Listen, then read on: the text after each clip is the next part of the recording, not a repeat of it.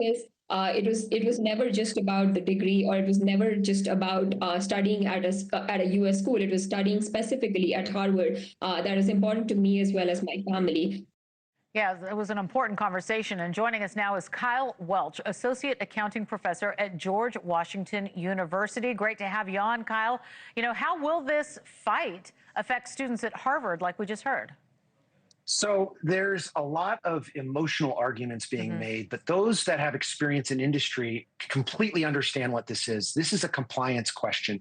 If you are an oil driller and the EPA shows up to your oil drill, you have to comply.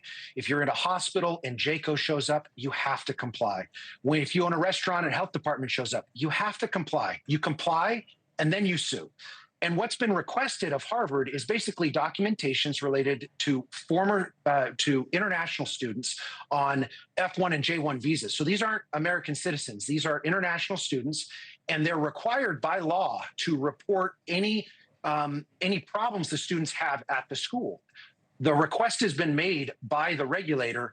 Harvard's choosing not to comply, and I feel like part of this is based on Harvard taking up this banner of wanting to fight the administration. But one thing you learn when you've been in industry and working in a business is you don't fight a regulator on a regulatory topic like this, because this response is within their power. And while they have issued a lawsuit, I'm quite certain Harvard's going to comply and provide the information regarding international students and problems that they've had. Yeah, it's such a massive fight. And then we've got this message from Homeland Security Secretary Kristi Noem, an announcement that notes, quote, "It is a privilege, not a right, for universities to enroll foreign students and benefit from their higher tuition payments to help pad their multi-billion-dollar endowments. Let this serve as a warning to all universities and academic institutions across the country," end quote.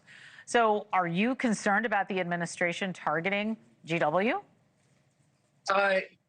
So I'm quite certain GW would comply with regulators in this situation, and I think most universities would.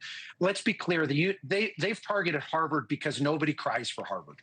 I'm an alum of the school. Nobody cries for the school. They see it as a lot of people. Most Americans see it as a hedge fund with a school attached to it. And the reality is that this is kind of like a normal business operation. If you have to comply with a regulator in order to have students in, you need to do that. There's a really important issue here, and it feels almost. I have 5 kids, and it feels like I've come into my room, a room where my 2 kids are fighting. And when you're a parent, you come into the room and 2 kids are fighting, you know that neither one is entirely right. It seems like the regulator is without question targeting Harvard for a reason.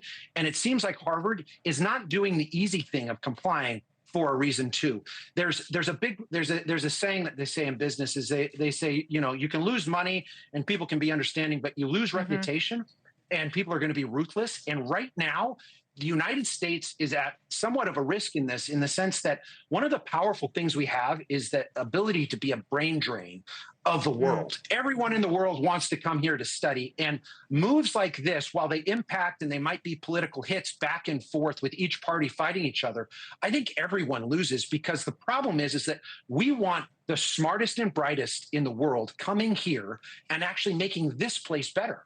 And this puts some of that at risk.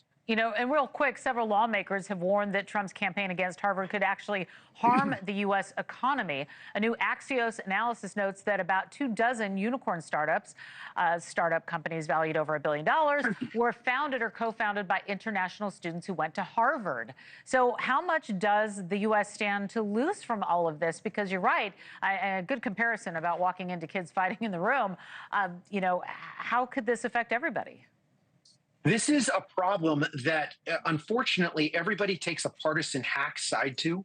And if you look at it through the lenses of regulation and then long term, it's very clear. The regulator could have responded in a different way, and Harvard could have responded in a different way. Both should have. And the problem is I think the United States suffers a bit, because now international students look at coming to the United States as a risky proposition. And we want the best and the brightest here, period. All right, Kyle Welch, and God bless, with 5 children.